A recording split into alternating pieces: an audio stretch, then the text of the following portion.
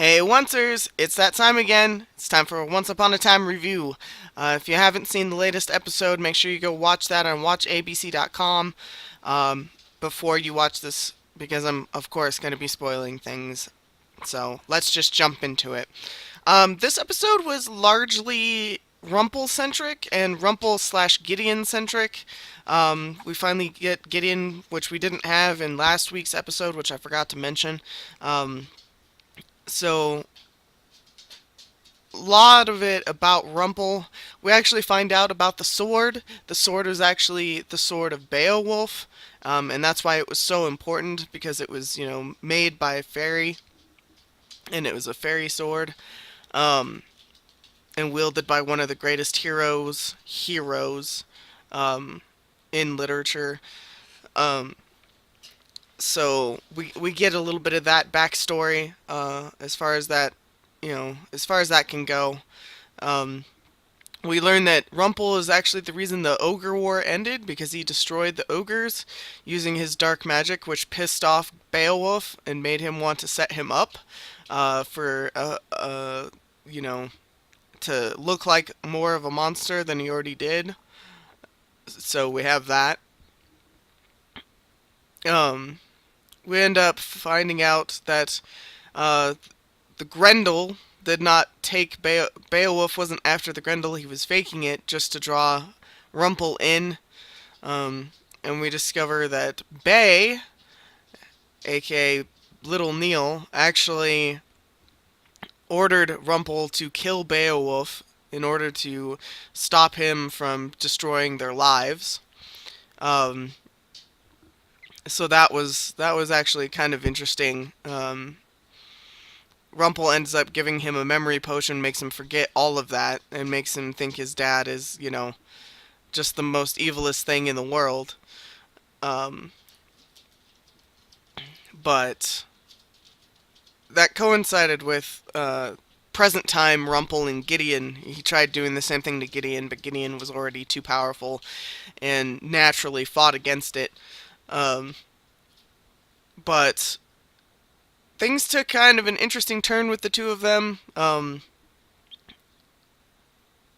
Gideon found out that he needed to reforge the blade in the blood of the person who created it, which happens to be Blue, the Blue Fairy. So, his fairy godmother.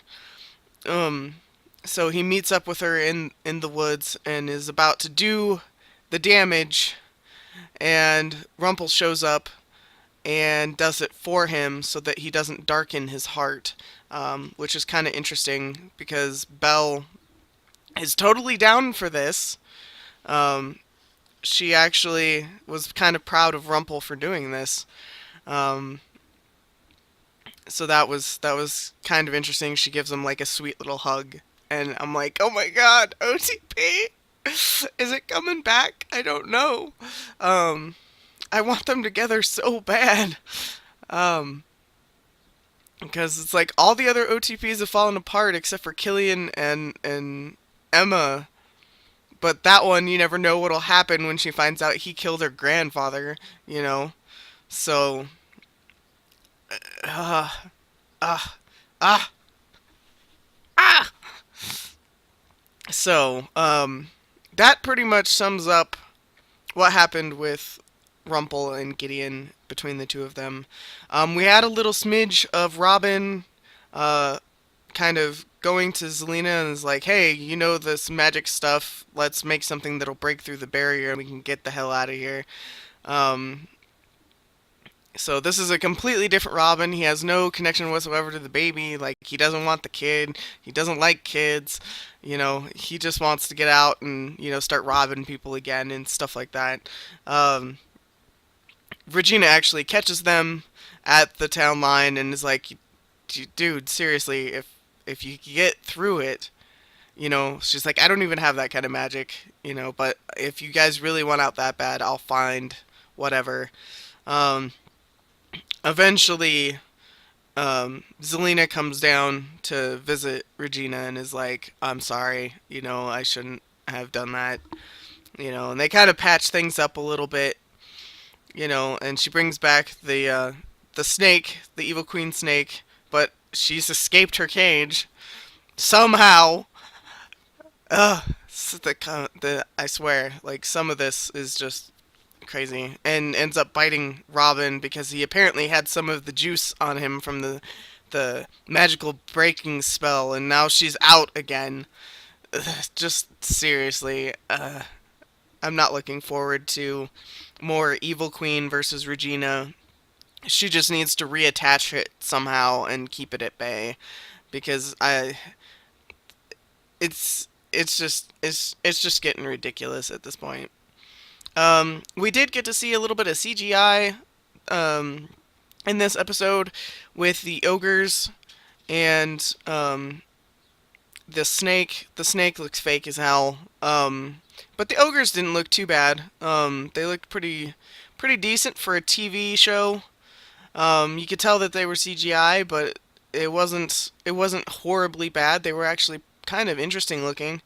Um, so that's a plus. Um, I'm gonna give this episode an A minus because we got back to the main story, which was Gideon and him trying to his journey to kill the savior, to become the savior, to kill the Black Fairy. We got to see more of that. He's still acting like kind of like a little prat, but it wasn't as pronounced this time, and actually getting to see the back and forth between him and Rumple was pretty strong, I felt. Um, so, and getting to get a little more exposition about Rumple's past um, and how things were with Bay um, was kind of cool, even though I feel like it was just a little awkward to have Bay have been behind Rumple killing somebody. Um, it was a little odd, but yeah, I'll give it an A minus.